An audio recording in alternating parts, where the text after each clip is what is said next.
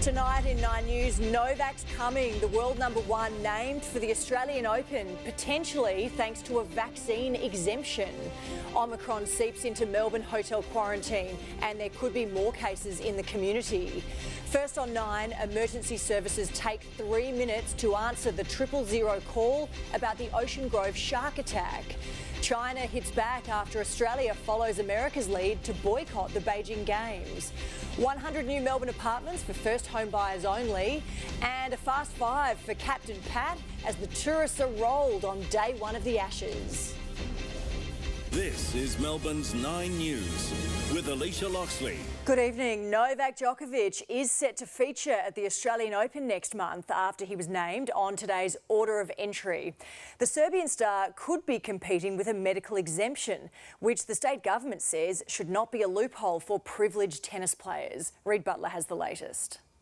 He's an international man of mystery, Novak Djokovic, but at least one big question's now been answered. Great news today is the fact that Novak, the world number one on the men's side, and Australia's Ash Barty, the world number one on the women's side, have both entered. If he does compete, the Serbian will need to be vaccinated or have a government medical exemption. Should that apply to an elite, fully fit tennis player? I would think not. From an Australian public point of view, we would all obviously love to know how he's gotten in. Medical exemptions are only for those who've suffered anaphylaxis after receiving the vaccine, are significantly immunocompromised, or have natural immunity from the virus up to 6 months from infection. The medical science shows that natural immunity is a greater protection against particularly the spread of COVID than a vaccination, and my understanding is Novak Djokovic has had COVID. But that was in June last year. He caught the virus during an exhibition tournament he organised at the height of the pandemic. Djokovic has previously been vocal about his anti-vaccine views, but has refused to confirm or deny his status. If he is granted an exemption on medical grounds, he'll likely keep that a secret too. He's a competitive guy. He's arguably the best player of all time, and I think as a former player, you want to give nothing up in the locker room. Tennis Australia is distancing itself from the vaccine row, telling 9 News in a statement, any suggestion that Tennis Australia is seeking loopholes within the process is simply untrue. Adjudicating on medical exemptions is the domain of independent medical experts. They have no jurisdiction over what regulations that both the federal and state government put in place. Medical exemptions are just that. It's not a loophole for privileged tennis players. There's still many questions hanging over the tournament, among them, who is calling the shots? It's ultimately a Commonwealth decision. That's a matter for Victoria. Just over a month to go. And Reid is at Melbourne Park this evening. Reid, just who is responsible for these decisions? Well, Alicia, it's Victoria's vaccine mandate at the Australian Open that is really crucial here. Assuming Djokovic isn't vaccinated, the Victorian government says the only way the Serbian star will be able to play at Melbourne Park in January is if an Australian doctor certifies he has a medical reason for not getting the jab. Now, it's important to stress that just because the tennis player has appeared on the official entry list doesn't necessarily mean he will be competing. He could still pull out. And while his name was on the list this afternoon, there was a big name missing. Serena Williams, confirmation this afternoon that she will not be coming to Melbourne to compete at the Australian Open. Her last major tournament she did compete in was Wimbledon in July. Alicia? All right, Reid, thank you. Genomic sequencing has confirmed that the Omicron variant has officially surfaced in Victoria. Stephanie Anderson has the details. Steph, how many cases do we know about? Well, 1 confirmed and 2 suspected, Alicia. The confirmed case is a woman who's staying in hotel quarantine after arriving in Melbourne last Friday from the Netherlands, but also via Abu Dhabi. Now, I understand she is double vaccinated and was voluntarily in the quarantine system to complete her required 72 hours of isolation. She tested positive on Monday, and as you say, genomic sequencing has now confirmed she has the Omicron variant. Now, as for these other 2 suspected cases, they live in the Casey and Brimbank Council areas, and the reason they're on health authorities authorities' radar is they've returned what is known as an S gene dropout. Now, that is essentially the signature of Omicron, so sequencing is now underway to confirm if they too have the variant. We know that they've got household contacts who've already tested positive, and a number of close contacts have been instructed to isolate for a full 14 days. What is interesting, though, is that they don't have any links to international travel, so their source of infection is still under investigation. And Alicia, all this comes as 1,312 new COVID cases were confirmed in Victoria over the past 24 hours. OK, Steph, thank you. Well, Moderna's vaccine, meantime, has been approved for use as a booster by the Therapeutic Goods Administration. Health Minister Greg Hunt says he also expects the vaccine advisory body, ATAGI, to outline by the end of the week how Pfizer should be used for 5 to 11-year-olds. 9 News can reveal it took 3.5 minutes to get through to 000 following the shark attack at Ocean Grove. Meanwhile, Esther's staffing levels are being urgently reviewed, but grieving families whose loved ones died waiting for an ambulance say it's too late. Neri Tai reports. 15-year-old Jack Shaw fought off a shark, managing to swim back to shore with his injured friend, while off-duty lifeguards as well as the Hobbs family rushed to their aid. Getting through to 000 was another challenge altogether. 9 News can confirm they waited 3.5 minutes before the call was answered. Jack is one of the lucky ones. Christina Lackman had the world at her feet, an honours student who was working to find a cure for cancer. But in April, the 32-year-old was found dead in her Caulfield North home. I was just in total disbelief, really. Christina was feeling dizzy, and after vomiting on the bathroom floor, she called for an ambulance. They said, "We'll call you back." Her case wasn't prioritised as the most urgent type. Someone did try to call back 10 times, but it was too late. 7 hours later, she was discovered with her pet dog Ava by her side. I wouldn't go at any point blaming paramedics, the dispatch operators, but for me, it's a systemic failure. Nick Panagiotopoulos died in October after waiting 15 minutes for his 000 phone call to be answered by Esther. It's meant to take 5 seconds. The ambulance union says there aren't enough call takers. For ambulance, we've heard it drop down to 8 or 9 for the entire state. Emergency services have been planning for this peak in workload that we're seeing for about 2 years now. Esther have only just started. Shame on them. CEO Stephen Lean offered his condolences to the family. Our 000 operators care deeply about the service they provide and the community they serve. Currently, ambulance calls are averaging close to 3,000 per day. That's compared to 2,400 in August last year. Former Victoria Police Chief Commissioner Graham Ashton is now conducting a full review into the capacity of Esther. Meanwhile, the state government has funded an extra 43 trained call takers who'll be ready by January. Neri Tai, 9 News. Collingwood superfan Jeffrey Joffa Korf has been committed to stand trial on child sex charges. Crime reporter Lana Murphy joins me. Lana, he's maintaining his innocence.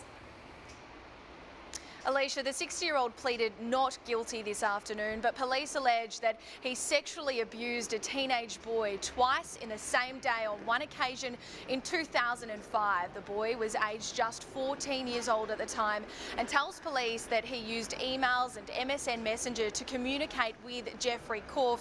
Police allegedly have 7 pages worth of copies of these conversations in their possession, and in his police statement, the alleged victim says that he remembers travelling to a home in Coburg before he was sexually abused. He came forward with these allegations in June last year, and almost a year later, in May this year, Joffa Korf was arrested and charged by police. Today, he was committed to stand trial, listening as his alleged victim gave evidence in a closed court behind doors this afternoon as he sat in his lawyer's office. Now, Joffa Korf, well, he was dressed for a party, but he certainly wasn't in the mood for talking. About the allegations against you. Did you abuse that child, Joffa? You have a lot of fans, a lot of supporters. Is there anything that you want to say to them? Alicia, he will appear in the county court in January next year. All right, Lana, thank you. Beijing has fired back after Canberra joined Washington in a diplomatic boycott of the Winter Olympics. It's blamed Australia for the frosty relations between the two countries, adding we weren't invited anyway. Damien Ryan has today's developments. The Prime Minister in the playground. And while he might have been off target, it was China he had firmly in his sights. It will come as no surprise that the Australian government will not be sending any official representatives to the forthcoming Winter Games in China. Australia teaming up with the US in a diplomatic boycott of the Beijing Winter Games after more than a year of silent treatment. We have been raising a number of issues that have not been received well in China. Chinese state media responded on Twitter, declaring Australia America's #1 lackey, while a government spokesman pointed out one can't decline an invitation without first receiving one. The government said they don't want to go. Were they actually invited? Well, it's a little complicated how the invitation works. Shunned by China, the IOC, even the Australian Olympic Committee didn't bother to extend an invitation to Canberra because they knew the answer. Australia will send a 40-strong team of athletes and officials to Beijing, and with the opening ceremony just 58 days away, the political blame game is already well and truly underway. As we all know, the blame for the current predicament of China-Australia relations lies squarely on the Australian side. I won't be taking a step back here. I'll continue to stand strong. Two foes and one friend. Russian President Vladimir Putin has been invited and has booked his seat to Beijing. Damien Ryan, 9 News. Joe Biden has expressed his unwavering support for Ukraine in a direct and straightforward conversation with Vladimir Putin. As Alison Petrowski reports, it's a critical test for the US president as Russian troops gather at the border. Some technical glitches. There you go. Before a clear line from Russia into the belly of the White House. Good to see you again. We didn't get to see one another at the G20. I hope next time we meet, we do it in person. President Biden dialing in from the Situation Room for a high-stakes 2-hour call, trying to avoid a major European security crisis as Russian troops mount on the Ukrainian border. What President Biden did today was lay out very clearly the consequences if he chooses to move. The White House believes Putin has not yet decided on whether to invade. President Biden said in the event of military escalation, there'd be harsh economic ramifications, including sanctions targeting Russia's biggest banks. The US also pledging to deploy military capabilities to its Baltic allies Poland and Romania if security in the region is threatened, actions they did not take 7 years ago when Russia illegally annexed Crimea. Things we did not do in 2014, we are prepared to do now. Putin had his own demands, wanting to block the Ukraine from joining NATO, a move the commander-in-chief won't make. He stands by the proposition that countries should be able to freely choose who they associate with. The Kremlin's policy advisor says it is hard to expect rapid breakthroughs, but at the same time, the president showed an attitude to continue practical work. But the call's success not hinged on today's words, but future actions. In the United States, Alison Petrowski, 9 News. Months after catching fire, Australia's biggest battery has finally been switched on near Geelong. It's hoped the Tesla Megapack will help drive power prices down by storing cheap, renewable energy. State political reporter Mark Santomartino. Nestled in a field northwest of Geelong, these 300 megawatts of power can keep the lights on at 1 million homes for half an hour, should one of Victoria's ageing generators fail. We have to be ready. And this is part of us being ready. Delayed by fire sparked during testing in July, the network of Tesla Megapacks that make up Australia's biggest battery was officially switched on this morning. Clean, affordable power, reliable power, one that lowers power bills and creates thousands of jobs. Work Matthew Guy is promising the regions, spruiking his $2.5 billion manufacturing plan at Shepparton's Medcon. It is not just about making cars, cricket bats, sneakers, it is everything. That includes manufacturing a better mental health system. The Alfred's outreach service in Moorabbin can more than double its clients as part of a $16 million boost. The resources are there, we can't have any excuses. But James Molino had plenty to offer after the Ombudsman slammed the system that mishandled some border exemptions as inhumane. None of those impacts have ever been denied. You know, this is a global pandemic. Parliament may be done for the year, but the politics certainly hasn't stopped, with Labor MPs factionally aligned to the now disgraced Adam Somyurek calling on the Premier to help save their jobs. These are matters for the party and they'll resolve itself over the next few days. Mark Santomartino, 9 News. A teenager who stabbed an unarmed man in Oakley last year will likely serve his prison term in youth detention. Lyndon Aliti, who is on bail, arrived at the Supreme Court ready to be sentenced for the manslaughter of 20-year-old Thomas Tran. But the judge remarked that he had a big decision to make and pushed the sentencing back to Monday. A once-in-a-generation overhaul of the financial system is in the works as payments increasingly move online. The Reserve Bank is also exploring whether to back a central digital currency to rein in booming unregulated cryptocurrencies. Here's Chris Ullman. Cash is no longer king. 10 years ago, cash was responsible for more than 2/3 of financial transactions. Today, it's less than 1/3. Cash payments have plummeted since 2007 as card transactions soared. There are 55 million non-cash payments made in Australia every day, worth $650 billion. But the regulations governing them were designed in the 1990s. Half of Australians use their phone now as their payment system. So the government is going to retool the financial system to make it fit for the 21st century. Buy now, pay later, for example, is not a credit product, believe it or not, under the credit laws. There is currently no regulation over things like Google Pay and Apple Pay. What those payment networks choose to do with our data or with our money, the government right now doesn't actually have legal control over those things. To some degree, this is actually fixing that, putting them back inside the tent. The government is also concerned about the rise of cryptocurrencies which exist in the virtual world and bypass the banking system. So the Reserve Bank might set up its own central digital currency.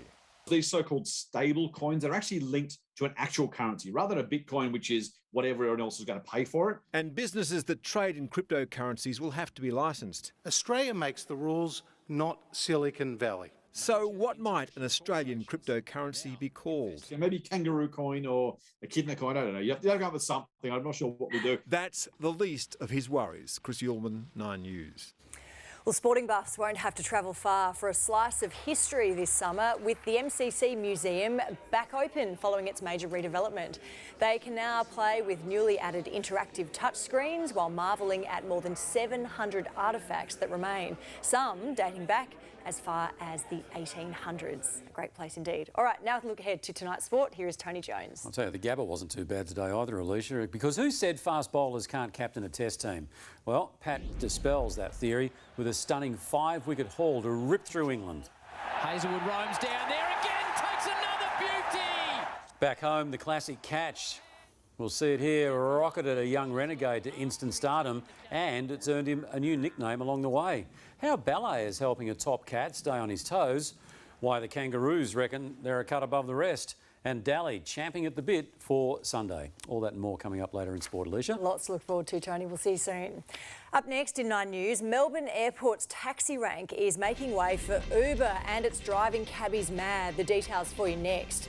Plus, the Rust Armourer's dad says she wasn't there when the fatal shot was fired.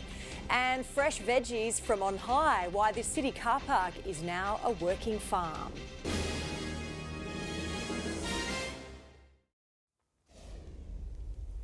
Serial conman Peter Foster has raised concerns over his treatment by Queensland Police during an extradition hearing today in Melbourne.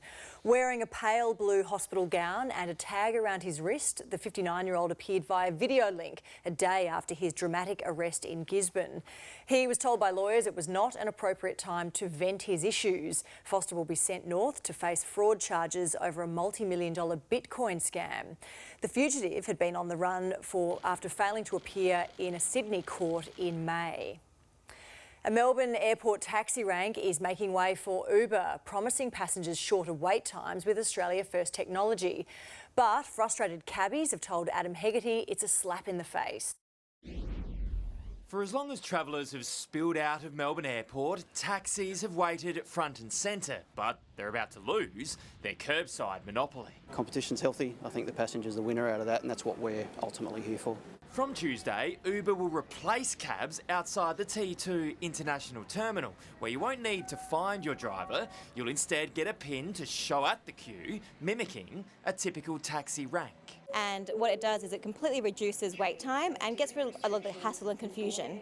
Though it's sure to fuel frustration among taxi drivers losing ground to their ride-share rivals. We have a right. We don't want to move. We don't want to accept it. We're already suffering here. For one line, we're waiting 3 hours to get the passenger. So it's going to be more waiting time. But taxis will still dominate queues outside the domestic terminals at T1 and T4, while Uber gets T2 International and a section of T4. The reality is, Uber's popular.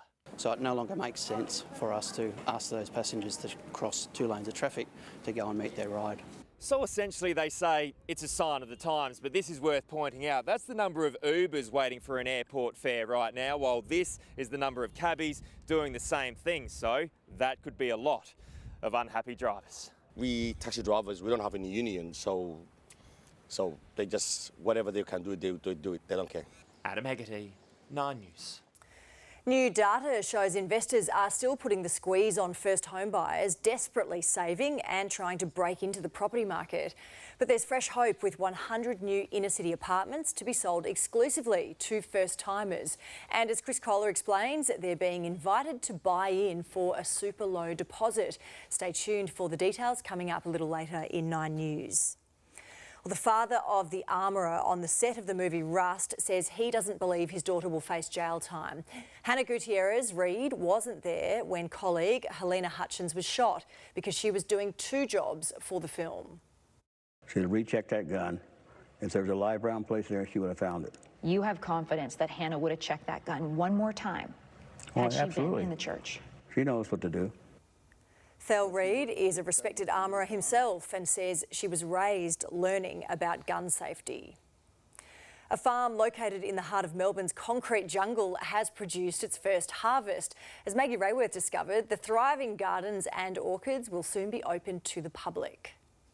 From car park to rooftop oasis, this is the new Melbourne Sky Farm. We really have this opportunity to transform underutilised spaces like this and turn them into thriving, productive areas for food production. Located 19 stories above Sidley Street in Docklands, the farm overlooks the Yarra River. The gardens here are now complete and today produced the first harvest. This can produce a really wide variety of greens, deep-rooted vegetables, fruit. We have rooftop orchard trees here.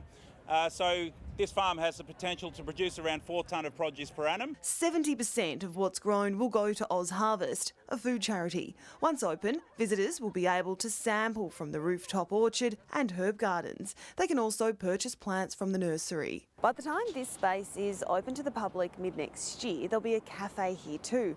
And of course, chefs will use ingredients picked straight from the garden. Ultimately, this space is about sustainability and environmental awareness. It's hoped Melbourne Sky Farm will inspire the creation of more smart green spaces across the city. This project, we hope, is not a one-off, it's a first off, and that it can be replicated on rooftops across Melbourne. Maggie Rayworth, 9 News. A fossil discovered at a Beaumaris beach more than a century ago has been identified as a rare pig-nosed turtle. The 5 million-year-old remains were found thousands of kilometres south from their typical home, which is usually in tropical freshwater ecosystems in northern Australia and Papua New Guinea. Scientists say the discovery has rewritten the evolution of the species. The important thing about this fossil is it tells us a bit about what the environment was like 5 million years ago. Beaumaris in the past used to be a lot more tropical, and this is part of a greater story of tropical species living down in Melbourne. The fossil is on display at the Melbourne Museum. All right, Madeline Slattery joins us now with the very latest on the weather, and it was lovely to see some blue skies return today, Maddie. It really was, Alicia, and they helped lift the temperature slightly higher than yesterday. From a low of 11 degrees, the city reached 17 early this afternoon. A large area of rain has been building to our southeast today, and it's just started to clip the coast in the last few hours. That system will make its biggest impact from tomorrow, particularly through Gippsland. The Far East can expect totals of up to 90 millimetres and an additional 100 on Friday. The Bureau has issued a severe weather warning for heavy rainfall in that district. Rain is expected to fall at a rate of 5 millimetres an hour, which has the potential to lead to flash flooding. The heaviest falls are forecast for tomorrow afternoon, and I'll be back with more details on that a little later in the bulletin, Alicia. All right, Maddie, we'll see you very soon. Up next, a massive incentive for young nurses and doctors. Move to regional Victoria and get your university debt wiped. Australia's new airline offering $100 fares to holiday hotspots. And the koala Joey, who's too precious to eat with his hands.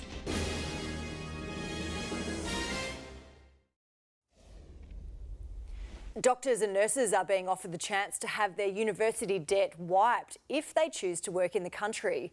As Mimi Becker explains, it's the latest incentive to try to beat a growing GP shortage. Dr. Kirby White opened her Bendigo GP clinic 3 months ago. Now she's turning patients away. My books are now closed and I have a wait list of over 150 long. The critical doctor shortage in regional and remote areas forcing patients to wait for basic health care. There's many clinics now that have a wait time up to 3 weeks to see a GP, and if you go further out into remote areas of Australia, the wait can be up to 4 weeks. From next year, recent graduate doctors and nurse practitioners will have a big incentive to move to the bush, the chance to clear up to $100,000 in university help debt paid off by the federal government. I think with any of these issues, it has to be, the implementation will be interesting, and we'll have to wait and see how it does affect things. The lowest ratio of doctors to patient care is in the state's northwest, where Dr. Ernan Hession has practiced for 32 years. I kind of nearly work 7 days a week. I do on-call 2 nights a week. I do clinics every weekend. To earn the cash bonus, new doctors in remote communities will have to work for half as many years as they've studied. If the GP is practicing in a regional town or centre, they'll have to stay for longer. I'd like to be able to pass the baton on to a new generation of doctors, and they should be kind of locally trained as much as possible. While wiping the university debt of graduates is a bonus, patients and communities will also be winners by attracting much needed medical care and expertise to the regions. I think when you do have like a 40 or 60k debt, that is an incentive to stay, yes. In Bendigo, Mimi Becker, 9 News. Wednesday finance for you now, and it was a strong day for the share market and the Australian dollar. More from Chris Kohler. Australian companies had a great day. In fact, it was the best session on the share market for 9 weeks. It was strong overall, but particularly big gains were recorded by miners, Wesfarmers and realestate.com. The standout was buy now, pay later company Zip, which has gained almost $1 per share since Monday. And the Australian dollar rose too. Yesterday's hints from the Reserve Bank that interest rates could be on the way up next year is bad for borrowers, but good for the Aussie dollar. It was buying 71 US cents, 63 euro cents and almost 54 British pence. New budget airline Bonza says 8 aircraft are en route to shake up the market. It's promising Australians the freedom to explore their backyards at a cheaper price. Ellie Walsh has the story. The pressure is on for Qantas, Jetstar, Virgin and Rex, with a new no-frill upstart flying in. More routes, more choices and a lot more low fares. This is all we can show you of the budget airline Bonza, but the CEO assures us work is well underway and 8 aircraft are soon coming into land. We will help Australia play catch up with the rest of the world, and the rest of the world has shown us that the market exists. Modelled off of Canada's Flair Airlines, the carrier says they'll offer more flights from A to C without the inconvenience of stopping at B. Instead of targeting the Golden Triangle business route of Sydney, Brisbane, Melbourne, their focus will be on leisure, places like the Gold Coast, Sunshine Coast and Tasmania, for the average fare of $100 or less. With 8 aircraft, they can make a big enough dent in the market that it's actually quite hard for a major airline like Qantas to be responding to every one of them. Qantas, Virgin, Rex, we haven't been asleep at the wheel for the last 10 years. You know, we think we know the market. Are we going to be competitive to defend our turf, as it were, and making sure that we offer the most competitive product and service and airfares? Of course we are. So when will the airline be up there? Well, Bonza says we'll hear more about finalised routes and prices early next year, before it's wheels up between April and June. But it could be a bumpy takeoff, with clearance from the regulators yet to be approved. Early Walsh, 9 News. It's a skill that takes human children a little while to master, but feeding himself with a spoon was second nature for rescued koala Franklin. The tasty meal is vet approved and had Franklin going back for seconds. The hungry marsupial is recovering from a sore paw in Adelaide. He'll be back munching on leaves in the wild in no time. Well, 100 brand new inner city apartments are up for grabs for first home buyers only. The 3% deposit scheme designed to keep investors away. A speeding driver crashes into the last vehicle you'd want to hit, and why Don Bradman's triple century bat could vanish from public view for good.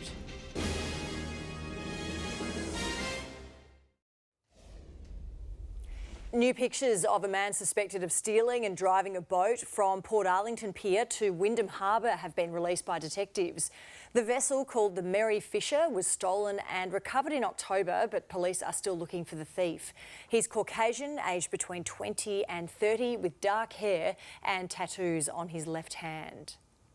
First home buyers are being given exclusive rights to buy 100 apartments in Melbourne's inner north. The offer comes as new data shows investors are again muscling them out of the market. Property reporter Chris Kohler explains. 27-year-old Nick Bond has been looking for a first home all year, but the auctions have become a constant losing battle.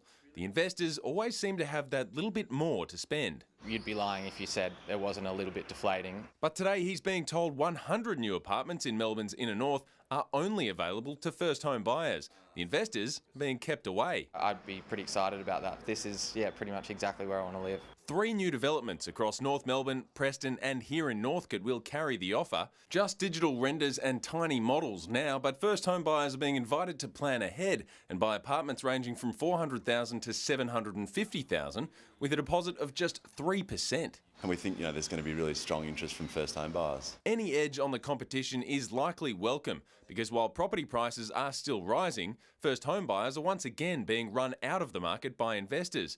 This red line shows new loans to investors, now surging. The blue line shows first home buyer loans, falling sharply. It can obviously be a little bit intimidating, scanning, doing a quick demographic of a Saturday auction and seeing a lot of, grey hair around, for lack of a better expression. Construction will begin on this site in the next 6 months, but for the next 8 weeks, first home buyers will get an exclusive first pick at the apartments off the plan. By mid-2024, they'll be ready to move in. Chris Kohler, 9 News. Police rushing to an incident in Perth have ended up at the centre of an emergency. A van driver had a green light but didn't seem to notice a patrol car coming through an intersection with lights and sirens. The impact flipped the vehicle. Thankfully, the officers escaped serious injury. A suspect in the murder of journalist Jamal Khashoggi has been arrested. The Saudi man was boarding a plane in Paris when he was taken into custody. He's one of 26 people wanted by Turkey over the killing, which occurred at the Saudi consulate in Istanbul in 2018. A sudden explosion and horrified screams. This is the moment an American airstrike hit a family car in Syria, leaving a 10-year-old with serious head injuries. 5 other family members were also wounded. The US had been targeting an al-Qaeda leader. On the 80th anniversary of Pearl Harbor, the US has paused to honour the 2,000 Americans killed in the attack. President Joe Biden and First Lady Jill visited the World War II Memorial in Washington, D.C., sharing a moment of reflection. Lighting a Christmas tree has taken on new meaning. An arsonist has set one on fire outside the Fox News building in New York. Flames devoured the 15-metre tall tree, sending smoke billowing through Fox Square. A suspect was arrested a short time later, who is sure to make Santa's naughty list. Well, cricket might be happily on many Australians' minds, but there's a chance a piece of the game's history, a Bradman bat, could go into hiding. It's the blade with which Sir Donald scored 304 at Headingley on the 1934 Ashes tour. On loan at the moment to the Bradman Museum in Bowral, its owner has put it up for auction and bidding is already at $104,000. The buyer, it's feared, will take his bat and go home. Someone who's never done that is Tony Jones. I've thrown it and gone home. Anyway, thanks, Alicia. Australia's day one domination at the Gabba from the get-go. And it was the much-maligned Stark who got the ball rolling. In footy, Tom Stewart turns to ballet for his pre-season and Daly to get his first taste of a local derby.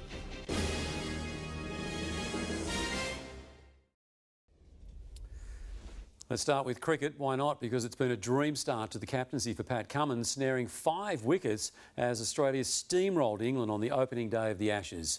While Joe Root won the toss and elected to bat, the tourists managed just 147 after the most dramatic of starts to this series. Ed and Woolley reports. A special moment as Alex Carey received his baggy green. Mate, you deserve this. Rest assured you deserve this. At the same time, another selection shock was brewing, England leaving out Stuart Broad as more than a tinge of green greeted the skippers. It is a tail. Well back first. Once the anthems were done, Pat Cummins' first decision as captain was handing Mitch Stark the new ball. Oh, bowling first ball! The end swinger from Stark, immediate breakthrough! Rory Burns, the man sent packing in a moment that set the tone for the opening session. The Aussies with their tails up. Alex Carey gets his first Test match catch. That brought Joe Root to the crease. His stay just as short-lived. Pouch by Warner at first slip. It is a first day duck for the England captain. England reeling at 4 for 29 when Ben Stokes was also dismissed. Taken! Labuschagne takes it. A Joss Butler counter-attack gave the tourists hope of salvaging something from their first dig, but soon he too was out. Edged and gone. Cameron Green then snaring his first Test wicket thanks to some Josh Hazlewood handiwork in the deep. What a catch that is! Hazlewood dives! And he turned support act again as Captain Cummins wrapped up the innings. Hazlewood roams down there again, takes another beauty! The skipper finishing with figures of 5 for 38. From there, no play after tea due to a Brisbane downpour and later bad light. There was no raining on this bloke's parade. Just a dream start, really. Yeah, it wasn't a bad toss to lose. Bit of a different dynamic, but it was totally manageable. Ayrton Woolley, 9 News. And Victorian youngster Jake Fraser-McGurk has gone viral thanks to an incredible catch in the Big Bash. The 19-year-old with an early bid for Catch of the Summer with this screamer against the strikers. What a catch! Unbelievable! Fraser McGurk. Usually I actually have a pretty bad vertical, so I'm actually known for having one of the worst jumps in the big program. So to actually take one like that, it's pretty funny. Air McGurk, as he's now going by, helping the Renegades to a 2-run win. Air McGurk. Geelong defender Tom Stewart admits he's still nervous about the foot injury that sidelined him late last season. Now back training, the 28-year-old revealed he used an unconventional method to fast-track his return. Corey Norris has more. A welcome sight in Geelong. Tom Stewart back running with freedom, no signs of the Liz Frank injury that forced him to miss the Cats' finals campaign, but he remains wary. Still a little bit of sense of anxiousness and nervousness. I think any time you start talking about feet, people get really nervous because it's such an important part of your body. Despite that, he's confident his body will hold up to another rigorous pre-season and credits ballet for helping him get strength back in his foot. In terms of my preparation and the way I'm feeling, I'm super confident that I've done the work now and I'm ready to go. At Melbourne, Jake Lever was back on track following his scary collapse on Monday. I think maybe I just went a little bit hard in the first couple of runs, and unfortunately I don't think I'm not the first person to ever faint after giving it their all, and unfortunately I don't think I'm going to be the last either. For the first time in 57 years, the Demons will go into a season as the hunted rather than the hunters. It's just another challenge in their quest to go back-to-back. Last year we were sort of just hunting every other team, and we understood that we didn't have any right to be where we were. It was just that we were working so hard that the results were coming our way, and it's going to be no different this year. At Arden Street, Cam Zurhaar is turning a few heads with his new look. Gold Coast recruit Hugh Greenwood is already having an impact with his leadership, while number 1 draft pick Jason Horne-Francis is exciting the coach. He's smooth, he's got a great kick, his speed's good. Probably everything that we saw we're seeing on the track. Corey Norris, 9 News. The AFL is aiming to create a 50-50 coaching ratio in the Women's League. 6 clubs will run an acceleration program launched today where a female will be mentored by that club's senior coach. Across 2 years, they'll have access to the coach's box on match days and sit in on team meetings. Currently, there are no women coaching in the men's program, so to be able to have the clubs bid for this, support it and actually put together the program and what it looks like was really important for us to be able to do that. One of the other aims is to make women in the AFL the highest paid players in domestic sport. Well, it's growing into one of the NBL's greatest rivalries, the Melbourne derby between United and Phoenix. The sides clash at John Cain Arena on Sunday, and for United's acting captain, Matthew Dellavedova, a chance to finally experience the atmosphere of that stadium. I've heard a lot about the noise here. Looking forward to playing in front of a full, packed, loud crowd. For Phoenix captain Kyle Adnam, the inspiration comes from their opponents.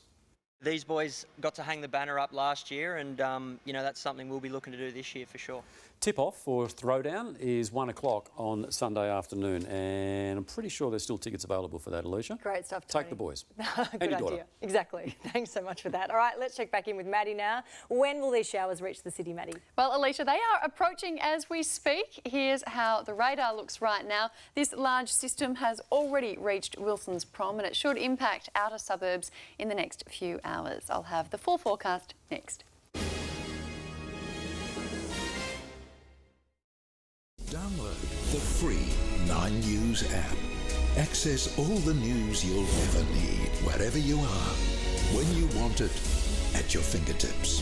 Watch breaking news as it happens. And to get 9 News straight to your inbox, sign up at 9news.com.au. Hello again, and it's been a mixed bag today. Drizzly showers followed by breaks of sunshine, and it warmed up slightly from yesterday. After an overnight low of 11 degrees, it reached 17. It was a cool night away from the city. Scoresby and Epping both dipped to 6 degrees. A few showers swept through this morning, mostly through western suburbs, with totals up to 5 millimetres. Then under blue skies, maximums were generally in the high teens. Yarra Glen and Moorabbin both made it to 19. Daytime temperatures have remained below average around the state. Kilmore only peaked at 13 degrees. Wilson's Prom and Ballarat 15. There was even some snowfall today at Mount Baw Baw, which is very unusual for this time of year. A chilly top of 3 degrees to accompany that dusting. The southern half of the state has seen scattered showers for much of the day, and they've just started to pick up. Wilson's Prom has collected 27 millimetres since 3 p.m. It's been a wet day through New South Wales and Queensland due to a low pressure trough generating unsettled conditions. A storm halted play for the first day of the Ashes, and there's currently a severe weather warning in place for Brisbane.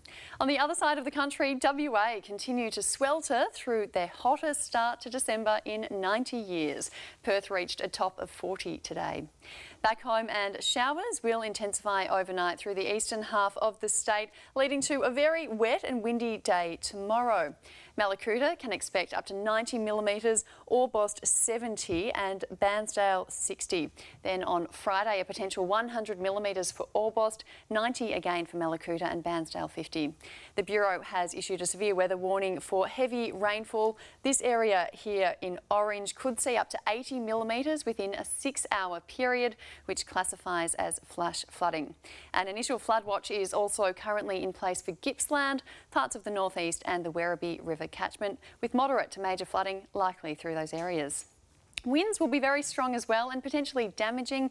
Alpine areas can expect peak gusts of 70 to 80 kilometres an hour, and those strong southeasterlies will keep it cool through the south. Ballarat is set to reach 16 degrees. It will be warmer through the north, but still below average. A top of 23 for Mildura, Swan Hill and Horsham. Showers will increase around the suburbs tonight and continue through the morning. Northern suburbs will see the highest totals, up to 15 millimetres at Epping and Tullamarine, 10 at Werribee. Maximum should be a degree or two warmer than today, a top of 21 at Frankston, 17 to 20 elsewhere. And from a low of 12 degrees, the city is forecast to reach 19. And after tomorrow, there's very little shower activity in the forecast. It'll warm up as well, a top of 20 on Friday under cloudy skies, 23 on Saturday, mostly sunny on Sunday, 26 degrees, then up to 33 on Monday. Quite a drop on Tuesday, 22, then back up to 29 on Wednesday. But we won't be anywhere near that tomorrow, heading for 19 degrees, and showers should ease during the afternoon, and I promise it'll be feeling a lot more like summer by the weekend. We will hold you to that, Maddie, thank you. And that is 9 News this Wednesday. Layla is up next with a current affair. I hope you have a great evening. For now, good night.